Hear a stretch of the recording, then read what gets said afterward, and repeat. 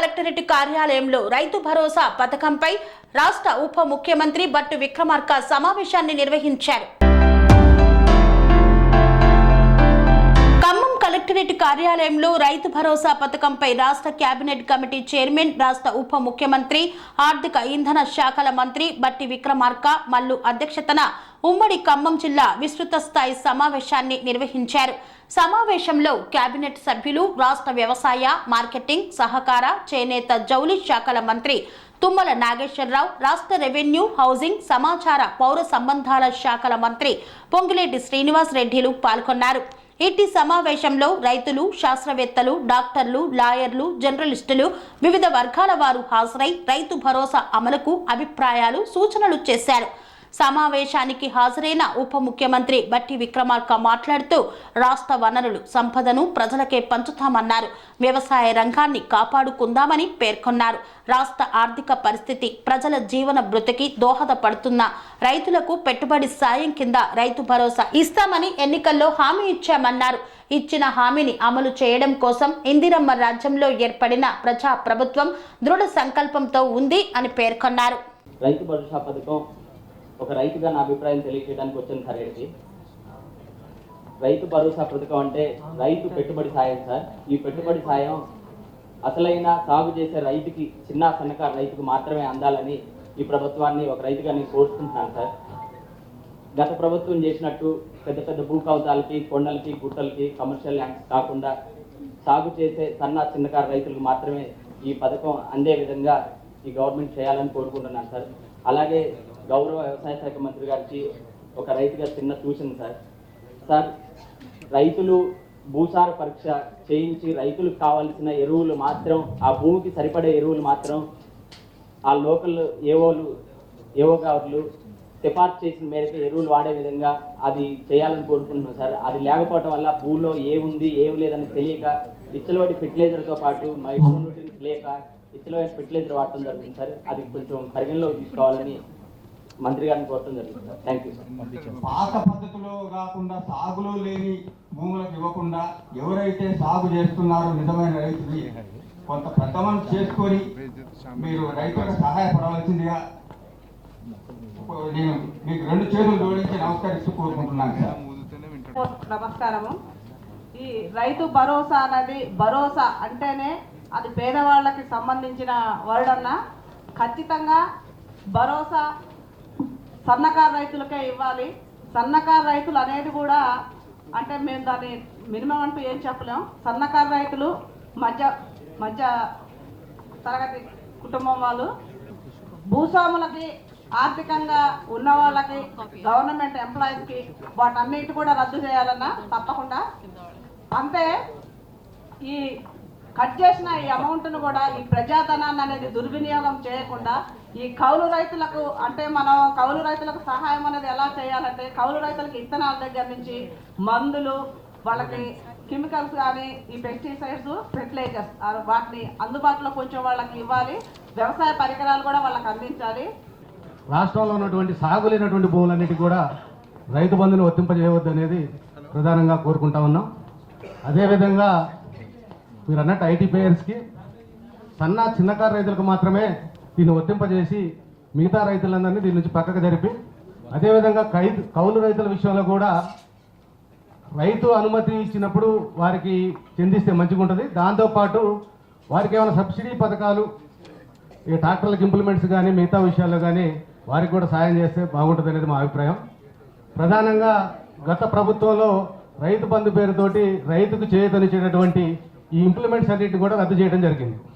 కనీసం లాస్ట్ 2-3 ఇయర్స్లో drip irrigation కూడా రద్దు చేశారు. ఇప్పుడు ఈ ప్రభుత్వం డ్రిప్ ఇరిగేషన్ మనం శాంక్షన్ చేసింది. దానికి ప్రత్యేకంగా ఈ ప్రభుత్వానికి ధన్యవాదాలండి రైతుల తరఫున. ఈ రైతు భరోసా పథకాన్ని సమర్థవంతంగా సన్నకారు రైతులకి అమలు చేయాలని కోరుకుంటున్నాము. మరియు సాగులో ఉన్న భూములకు మాత్రమే ఇచ్చి గుట్టలు, వాగులు, వంకలు, రియల్ ఎస్టేట్ భూములు కొన్ని లక్షల ఎకరాలకి దుర్వినియోగం అయింది గత ప్రభుత్వంలో. ఆ ధనాన్ని కూడా రైతులకి వాటి నుంచి మినహాయించి మిగతా వ్యవసాయ పనిముట్లు కానీ, జింకు కానీ ఈ సబ్సిడీలకు కూడా ఉపయోగించాలని మా రైతులందరి తరపున మా రాష్ట్ర వ్యవసాయ మంత్రి వర్యులకి బట్టి విక్రమార్క గారికి శ్రీనివాసరెడ్డి గారికి అందరికీ కూడా తెలియజేసుకుంటూ మీ అందరికీ ధన్యవాదాలు తెలుపుతున్నాను. ప్రత్యేకంగా ఏదైతే రైతు భరోసా ఏదైతే ఉందో ఇది సాగు చేసిన రైతులందరికీ ఇవ్వాలనేది మా యొక్క డిమాండు. అదేవిధంగా కౌలు రైతులకు సంబంధించి ఇందాక మంత్రివర్యులు తుమ్మల గారు చెప్పారు, కౌలు రైతులకు ఏ రకంగా న్యాయం చేస్తే బాగుంటుందని. కౌలు రైతులకు సంబంధించి వాస్తవంగా 2011లోనే కౌలు రైతులకి చట్టం చేశారు. వాళ్ళకి గుర్తింపు కార్డులు ఇచ్చి రుణాలు ఇచ్చిన పరిస్థితి ఉంది. అలాగే మళ్ళీ తిరిగి గ్రామ సభల ద్వారా వాళ్ళని గుర్తించి వాళ్ళకి రుణాలు ఇవ్వాలి. అదేవిధంగా రైతు భరోసా కూడా రైతులతో వాళ్ళకి కూడా రైతు భరోసా ఇంప్లిమెంట్ చేయాలని చెప్పి మేము కోరుకుంటున్నాం.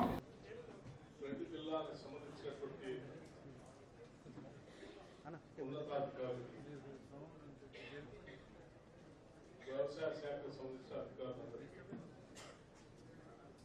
రెండు జిల్లాల నుంచి కూడా 10 శాసనసభ నియోజకవర్గాల నుంచి ఇక్కడ విచ్చేసినటువంటి రైతాంగ సోదరులందరికీ, అట్లాగే సమాజంలో ఉన్నటువంటి ఇతర వర్గాల వారికి కూడా, రైతాంగ సోదరులతో పాటు ఇతర వృత్తుల్లో ఉన్నటువంటి వర్గాల వారికి పన్నుల రూపేణా రాష్ట్ర ప్రభుత్వ ఖజానాకి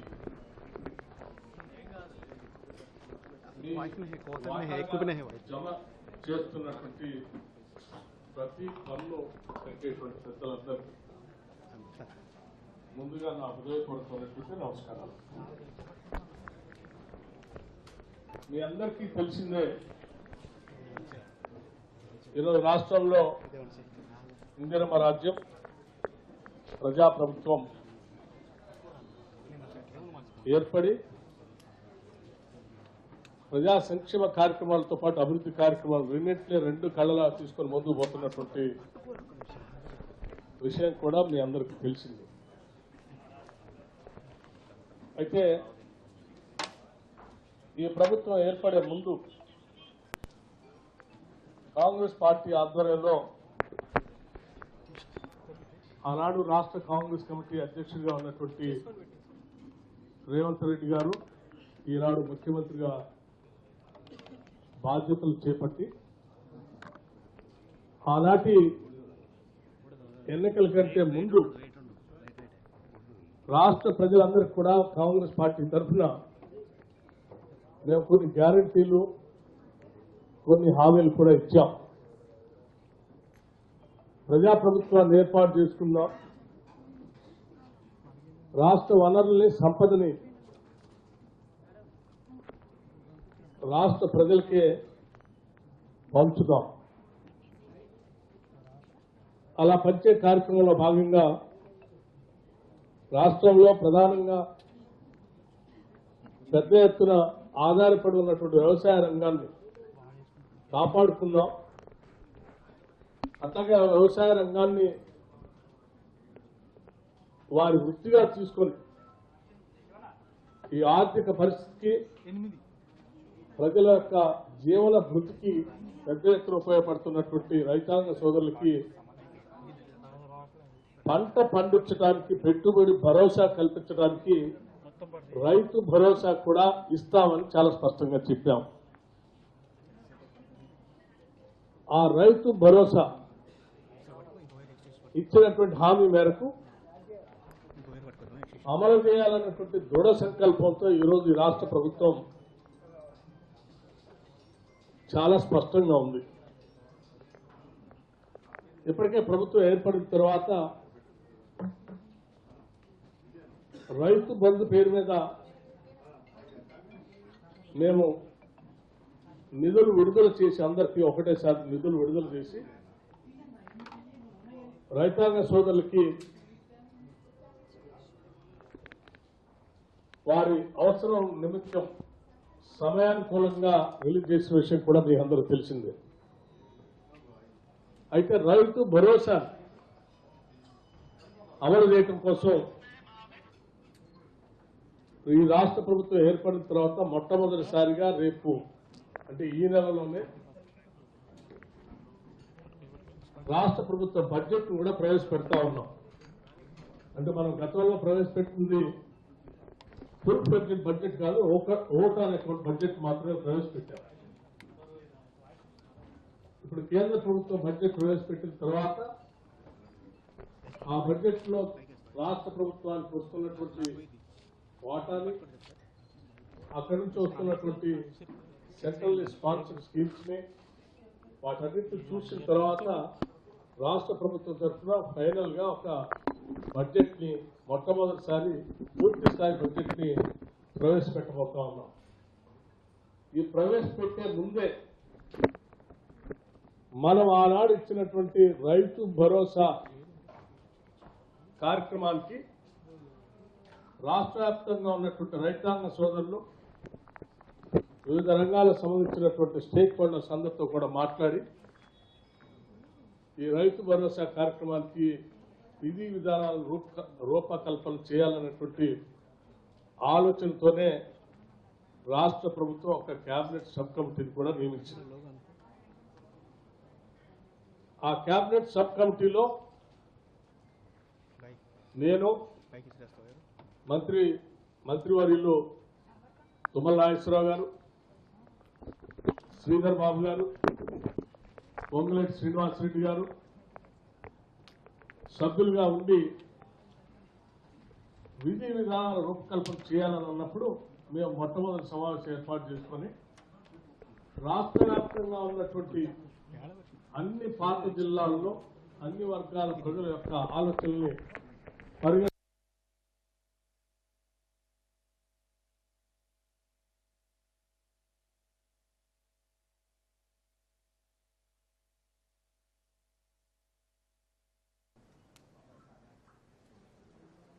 ఎవరికి ఏ రకంగా చేయాలనేటువంటి నిర్ణయాలు మాకుగా మేము తీసుకోకుండా, ఎందుకంటే మేము పంచేటువంటి డబ్బులు ప్రతి పైసా మీ దగ్గర నుంచి పన్నుల రూపేణా రాష్ట్ర ప్రభుత్వ ఖజానాకు వచ్చేటువంటి డబ్బులే.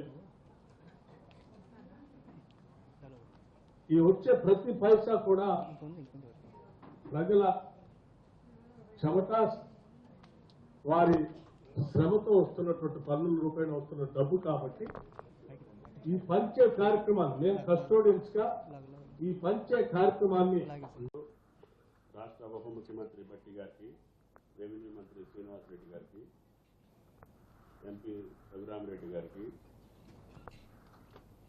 ప్రియమైన ఆర్థిక శాఖ కార్యదర్శి పెద్దలు రామకృష్ణరావు గారికి, జిల్లా కలెక్టర్లు ఉజాముల్ గారికి, జితేష్ గారికి, వ్యవసాయ శాఖ అధికారులకి, జిల్లా కేంద్ర సహకార బ్యాంక్ అధ్యక్షులు వెంకటేశ్వరరావు గారికి, warehousing corporation chairman Nageswararao గారికి, ప్రియమైన రైతు సోదరులందరికీ హృదయపూర్వక నమస్కారం. భట్టి గారు చెప్పినట్టుగా ప్రభుత్వం మీ ఆలోచనల ప్రకారంగానే ముందుకెళ్ళాలి, కానీ రైతుకు సహాయం చేయాలి. నిజమైన రైతుకి భరోసా ఉండాలి.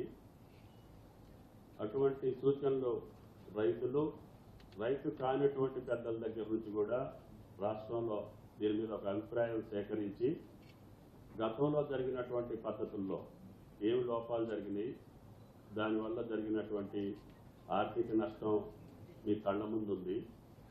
అటువంటిది కాకుండా కష్టపడ్డటువంటి రైతుకి, చిన్న సన్నకారు రైతులకి చేయూతనిచ్చేటటువంటి భరోసా, అటువంటి రైతుల్ని ఆదుకోవాలి అనే ఉద్దేశంతో గౌరవ ముఖ్యమంత్రి గారు రేవంత్ రెడ్డి గారు పిసిసి అధ్యక్షుడిగా కాంగ్రెస్ పార్టీ ఈ రాష్ట్ర ప్రజలకు ఇచ్చినటువంటి, రైతులకు ఇచ్చినటువంటి హామీని పురస్కరించుకొని భట్టి గారు చెప్పినట్లుగానే మొన్న ప్రభుత్వంలో రానటువంటి రైతు బంధుని కష్టమైనా సరే 7,500 కోట్లు రామకృష్ణారావు గారు రిలీజ్ చేసి మీ ఖాతాలో వేశారు.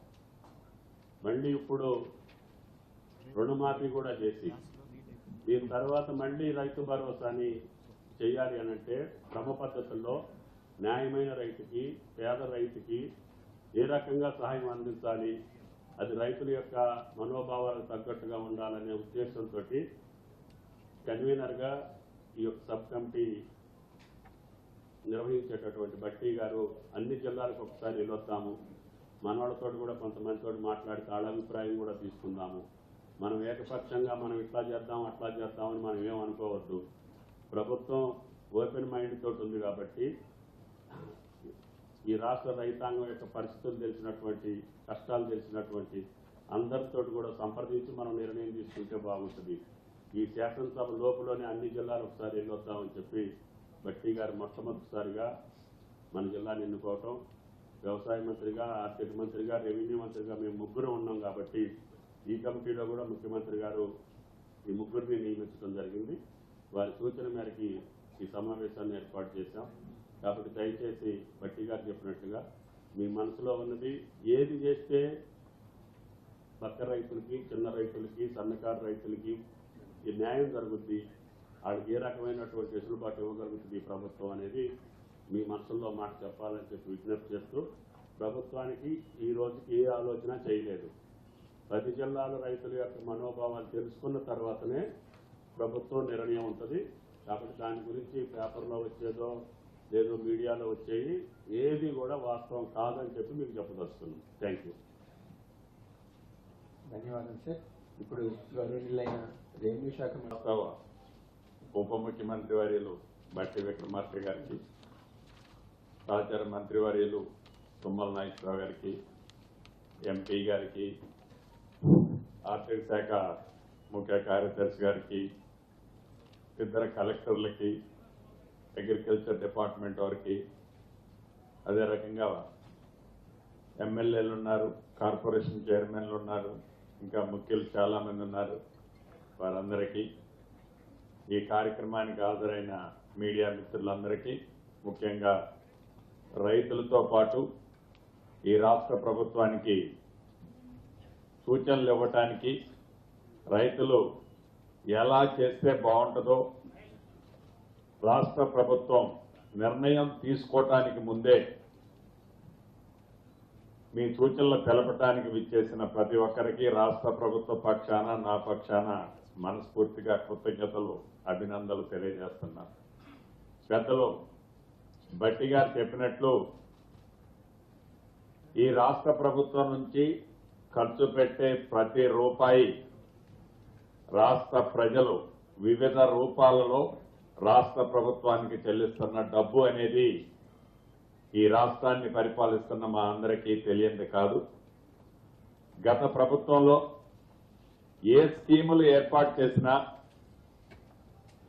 ఏ పేదోళ్లకి కానీ ఏ కార్యక్రమాన్ని చేపట్టాలనుకున్నా ఆనాడు ప్రజల అభిప్రాయాలు ఏనాడు సేకరించలేదు. కేవలం 4 గోడల మధ్య నిర్ణయాలు తీసుకొని ఆ నిర్ణయాలని ఆనాటి ప్రభుత్వం ప్రజల మీద రుద్దేది. ఈనాడు అలా కాదు. ఏదైతే ఈ సంపద ఉందో, ఏదైతే ఈనాడు ఈ రైతులకు కానీ, పేదవాళ్ళకి కానీ, బడుగు బలహీన దళిత గిరిజనులకి గౌరవ ముఖ్యమంత్రి రేవంత్ రెడ్డి గారి నాయకత్వంలోని ఈ ప్రభుత్వం పేదోడి ప్రభుత్వంగా పనిచేస్తుందో, ఆ చేసే ప్రతి పైసా అకౌంట్ చెప్పాల్సిన బాధ్యత ఈ రాష్ట్ర ప్రభుత్వ పక్షాన మా అందరి మీద ఉంది. నిర్ణయం మేమేమి ప్రియాక్యుపైడ్ మైండ్ తో ఇక్కడ కూర్చోలేదు. ఇందాక బట్టి గారు కానీ, తుమ్మల గారు కానీ చెప్పినట్లు ఓపెన్ గా డిబేట్ చేసి ప్రజల నుంచి ఏవైతే అభిప్రాయాలు వస్తాయో, రైతుల నుంచి ఏ అభిప్రాయాలు వస్తాయో, నిజంగా ఎవరికి సహాయం చేస్తే ఆ రైతులు మంచిగా ఆనందంగా ఉంటారో అనేది మీ నుంచే ఆ వివరాలు సేకరించి ఈ రాష్ట్ర ప్రభుత్వం చేయాలన్నదే ఈ సభల యొక్క ముఖ్య ఉద్దేశం. సబ్ కమిటీగా అధ్యక్షులుగా బట్టి గారు, మిగతా మెంబర్లు మేమందరం ఒక ఉమ్మడి ఖమ్మం జిల్లానే కాదు, రాష్ట్రంలో మిగతా 9 జిల్లాల్లో కూడా రైతులు, ప్రజలు, ప్రముఖుల యొక్క అభిప్రాయాలు సేకరించుకొని మీ అభిప్రాయాలన్నింటినీ క్షుణ్ణంగా పరిశీలించి ఆ తదుపరి నిర్ణయం తీసుకొని బట్టి గారు చెప్పినట్టు రేపు రాబోయే అసెంబ్లీలో మీరిచ్చే సూచనల్ని అసెంబ్లీలో పెట్టి ఏదైతే ఈనాడు ప్రధాన ప్రతిపక్షం నిన్న మొన్న మాట్లాడుతుంది, అసెంబ్లీ కొద్ది రోజుల్లోనే ఉంది. ఇప్పుడు వీళ్ళు సమావేశాలు పెట్టి ఈ అసెంబ్లీలో చర్చించాలని కానీ రైతుల్ని ఆదుకోవాలని కానీ ఈ రాష్ట్ర ప్రభుత్వానికి చిత్తశుద్ధి లేదు అని నిన్ననో మొన్ననో ప్రధాన ప్రతిపక్షమని చెప్పుకుంటున్న పెద్దలు కొంతమంది మాట్లాడుతున్నారు. ఇందాక బట్టి గారు చాలా క్లారిటీగా చెప్పారు, ఈ అసెంబ్లీలోనే పెడతాం, మీరు ప్రజల అభిప్రాయాలు ఏంటో మీ ముందు పెడతాం, గతంలో మీరు ఏం చేశారో అది ప్రజలు ఇప్పుడు చెప్పబోతారు, తప్పకుండా అదంతా అసెంబ్లీలో పెట్టి రాబోయే ఈ అసెంబ్లీలోనే ఒక కంక్లూజన్ వస్తుందనేది కూడా ప్రధాన ప్రతిపక్షం ఒక్కసారి అది గ్రహించాలని మనస్ఫూర్తిగా తెలుపుతూ, బట్టి గారు చెప్పినట్లు ఈ సభ ప్రశాంతంగా క్లుప్తంగా, ఎందుకంటే ఎక్కువ మంది మాట్లాడితే మీ సూచనలు సలహాలు ఈ రాష్ట్ర ప్రభుత్వానికి తప్పకుండా మార్గదర్శకాలు అవుతాయి. కాబట్టి ఉపన్యసించకుండా మీరు చెప్పాల్సిన పాయింట్ సూటిగా చెప్పాలని రైతులకి సపోర్ట్ చెప్పడానికి వచ్చిన మేధావులందరినీ మనస్ఫూర్తిగా కోరుకుంటూ సెలవు తీసుకుంటున్నారు. రైతు భరోసా మీద అభిప్రాయ సేకరణ చేస్తున్నటువంటి రాష్ట్ర మంత్రివర్గానికి తెలంగాణ రైతు సంఘం తరఫున అభినందనలు, ధన్యవాదాలు తెలియజేస్తా ఉన్నా. సార్, ఒకటి కేసీఆర్ గారు పెట్టిన రైతు బంధు కానీ రైతు భరోసాని కొనసాగించడం ఎందుకు? దీనికి ఆల్టర్నేటివ్గా ఏమన్నా మనం ఒక నూతన పథకం తీసుకొస్తే బాగుంటుంది. అసలు పంటకి అన్ని రకాల పంటలకి బోనస్ ప్రకటించి కొనుగోలు చేస్తే ఎవరు కష్టపడితే వాళ్ళకి వస్తాయి. నాలాంటి రాజకీయ నాయకుడు అక్కడ పంటేసి రోడ్లు వెంబడి తిరిగితే 5 క్వింటాలు పడితే 5 క్వింటాలకు వస్తుంది. చేలోనే పొద్దంతా మాను భార్యాభర్తలు పెట్టుకుని కష్టపడ్డాడు 30 క్వింటాలు పండిస్తే 30 క్వింటాల బోనస్ వస్తుంది. అదేమన్నా రాష్ట్ర ప్రభుత్వం ఆల్టర్నేటివ్గా ఒక పథకాన్ని ఆలోచిస్తే ఇప్పటికిప్పుడు కాకపోయినా భవిష్యత్తులోనైనా చేస్తే అసలు ఈ గొడవలు ఉండవు అనేది నా వ్యక్తిగత అభిప్రాయం. మొత్తం అంటే రైతు బంధు రైతు భరోసాని పూర్తిగా మార్చేసి ఆల్టర్నేటివ్గా అన్ని రకాల పంటలకి బోనస్ ప్రకటిస్తే కష్టపడి పండించిన ఎక్కువ దిగుబడి తెచ్చుకోవడానికి ఎక్కువ డబ్బులు వస్తాయి. నాలాంటి రాజకీయ నాయకుడు అక్కడ పంటేసి రోడ్డు అమ్మడానికి తక్కువ వస్తే తక్కువే వస్తుంది. అసలు ఈ కౌలు ఈ సమస్య ఉండదు. అప్పుడు అంటే మీరు చెప్పే సూచన ఏంటి? రైతు భరోసా బంద్ చేసి అన్ని పంటలకి బోనస్ కష్టానికి దాకా ఫలితం వస్తుంది. అక్కడ నుంచి అప్పుడు ప్రభుత్వ సహాయం కౌలు రైతులకి అనేటువంటి ఇబ్బంది లేకుండా ప్రాబ్లం సాల్వ్ అవుతుంది. ఇక్కడ ఇంకో సమస్య ఉంది సార్. సన్నకారు చిన్నకారు రైతులకి రైతు భరోసా ఇస్తే బాగుంటుందని, రెండవది కౌలు రైతులకి వాళ్ళని గ్రామాల్లో సభలు గుర్తించి కనీసం వాళ్ళకు సంవత్సరం సమయం ఇచ్చి ఆ సంవత్సర కాలంలో వాళ్ళకి కావాల్సినటువంటి ఎరువుల్లో కానివ్వండి, వ్యవసాయ పనిముట్లో కానివ్వండి, గతంలో తైవాన్ పంపులు లాంటి స్ప్రేలు ఇచ్చాం 14 కంటే ముందు, అట్లాంటివన్నీ కూడా దానిలో ఇస్తే బాగుంటుందని చెప్పి నా సూచన. పూర్వంపాడు మండలం వరంపల్లి బంజారా పెనపాక నియోజకవర్గం. రైతులు అనేవారికి అందరికీ రైతు భరోసా ఇస్తే బాగుంటుంది అనేది నా అభిప్రాయం. ముఖ్యంగా నా చిన్న మనవి ఏంటంటే, వీడియో కాన్ఫరెన్స్ పెట్టడం వల్ల రైతులు ముందంజలో వ్యవసాయానికి సాగులో సిద్ధంగా ఉన్నారు. అది రైతులకి వరం లాగుంది.